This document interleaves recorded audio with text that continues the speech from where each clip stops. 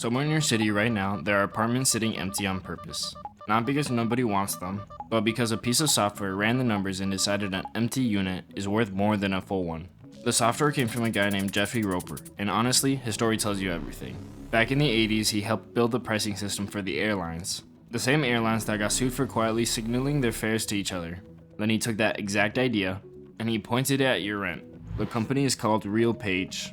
And most people when they hear this, think they've already heard the story. Landlords, an algorithm, rent goes up. But RealPage is just the part that got caught. Underneath is a lot bigger. And once you've seen it, you start seeing it everywhere. We treat the price tag like it's just how things work. One number, same for everyone, take it or leave it. But that's an invention. For most of human history, you haggle for everything. The single price is only about 150 years old. It came out of the first department stores. One price, one tag, the same for a rich man and a poor one. And it was sold as fairness. And that fairness is being uninvented, not all at once and not by one company, by two different machines running at the same time. One kills the competition and the other prices you. Let's start with the first one. Normally, two buildings across the street compete. One drops the rent, you move, and that pressure holds the price down. That's the whole point of competition. RealPage breaks it without breaking the law in an obvious way. Competing landlords hand their private numbers, what they charge, who's moving out, to one company. That company feeds it all into one algorithm and hands each landlord back a price. Everyone's pulling their number from the same brain. And the brain figured out something the landlords found hard to swallow. You make more money leaving some apartments empty. Push the rent up, accept the little vacancy, and your total take goes up. RealPage's own CEO said clients ran at 95% full and watched revenue climb anyway. Empty apartments on purpose in the middle of a housing crisis because the math said so. How much did that cost renters, you might ask? The White House put it at $3.8 billion in a single year. Now that's an estimate, and RealPage says it's garbage. Fair enough. But you don't need the exact number to see the shape of the thing.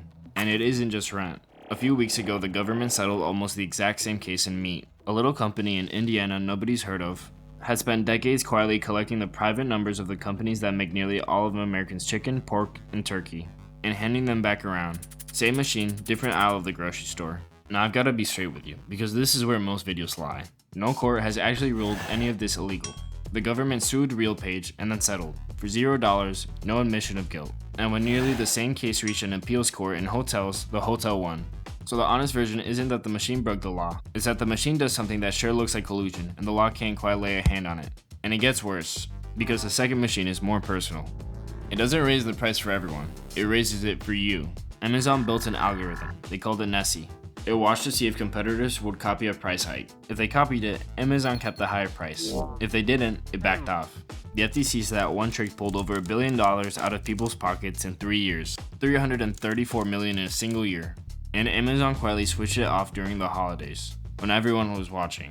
Then there's the airlines. Delta told its investors that soon about a fifth of its ticket prices would be set by AI, and the president of the company said out loud, "A price available to you, the individual." Then a couple of senators noticed, and suddenly Delta was telling the public it would never use your personal data to set a fare. So which is it? That gap between what they tell their investors and what they tell you, that's the whole game right now.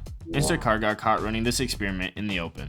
Same cart, same store, same minute, different prices for different people. Now to be fair, they were testing at random. They weren't reading your bank account, but that's them building the muscle. Learning, item by item, exactly how much more you'll quietly pay. And the second they got caught, they killed the tool. This curious experiment isn't in any courtroom. Some economists took simple pricing AIs, dropped them into fake market, and gave them no instructions to cheat and no way to talk to each other. And the machines taught themselves to keep prices high and to punish any one of them that tried to cut. Nobody told them to collude. They just worked out that it pays. Now that's a lab, not the real world. And the smarter systems don't always do it. But the direction we're heading is the point. Now remember what I told you to hold on to? The law needs an agreement. To prove a conspiracy, you have to show two people agreed to something. But there's no meeting anymore. There's no handshake. The machine never agreed to anything. It just learned. And you can't drag an algorithm into a courtroom and ask who it conspired with. That's the gap. That's why they keep settling, and nobody ever goes to jail. And it runs both ways. In healthcare, the same kind of hub sits between the insurers and quietly settles how little your doctor gets paid. Same machine, just pointed in another direction. And look, I'm no anti-technology. I run an automation business. But that single price, one number on a tag, the same for everyone who walks in, might have been the last honest thing about buying something. Because the market decides the price. Not your face, not your history, not how desperate you happen to look today. And quietly, we're losing that, one algorithm at a time. Walk away from this with one thing that actually matters. You can see it now. The apartments left empty on purpose, the fares that are a little higher than your friends, the grocery total that doesn't quite line up, or the surge on your ride home. The sources of the numbers and the honest caveats are pinned below. I'll see you in the next one.